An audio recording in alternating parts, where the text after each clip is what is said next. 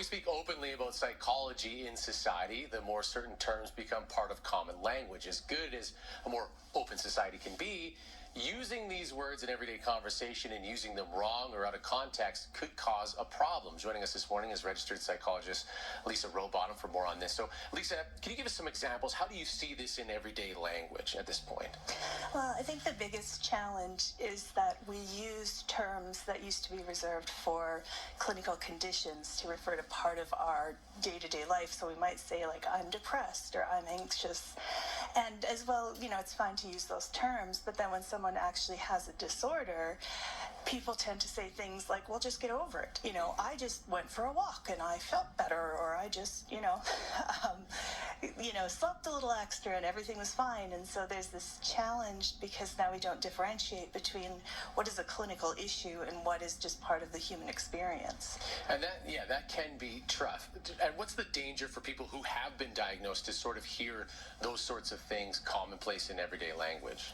I think a lot of times they'll come into my office and sit down and say, like, I feel like I'm not strong enough. I'm not, there's something different or wrong with me because everybody else can overcome this feeling of anxiousness and I can't.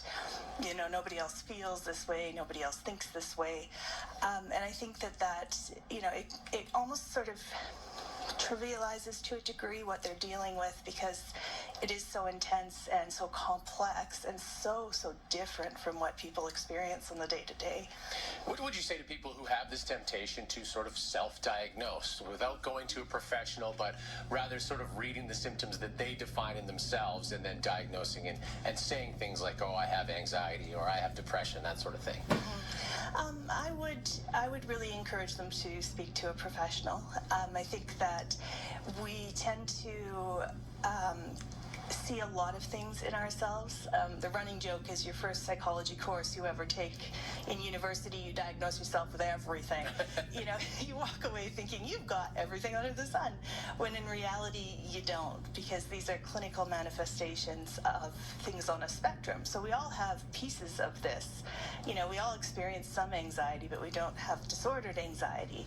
And so if you're not aware of the differentiation, you're going to say, oh yeah, I have an anxiety disorder, and maybe you might decide to talk to your doctor about medication or pursue a diagnosis when really it's everyday anxiety. It's not the disordered kind.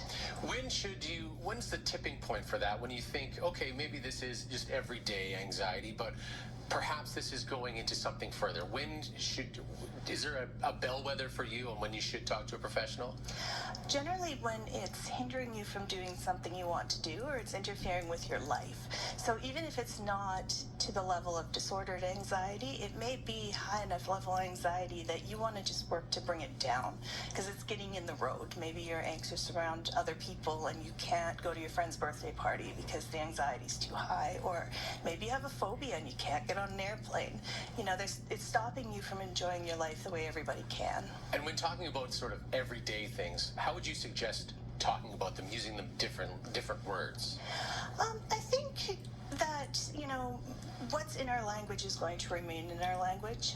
I think it's more just the understanding that, when somebody's referring to anxiety in day-to-day, they're referring to something different than someone who's diagnosed. And so if you're diagnosed, that doesn't mean that you're different from other people or you're weaker than other people or you should be able to manage like other people. It just means that, you are struggling with things that have changed the chemistry of your brain, whereas other people, yes, there's shifts in brain chemistry, but they're in a normal range. Okay. So probably just, maybe accentuating the disordered piece of it. I have anxiety disorder versus I'm anxious may help. Sure. Well, helping us navigate forward as things open up in this way, which is a good thing, ultimately. Lisa, thanks so much for joining us. Always appreciate your advice. If you'd like to learn more about Lisa and Sojourn Psychology, you can go to sojo.ca.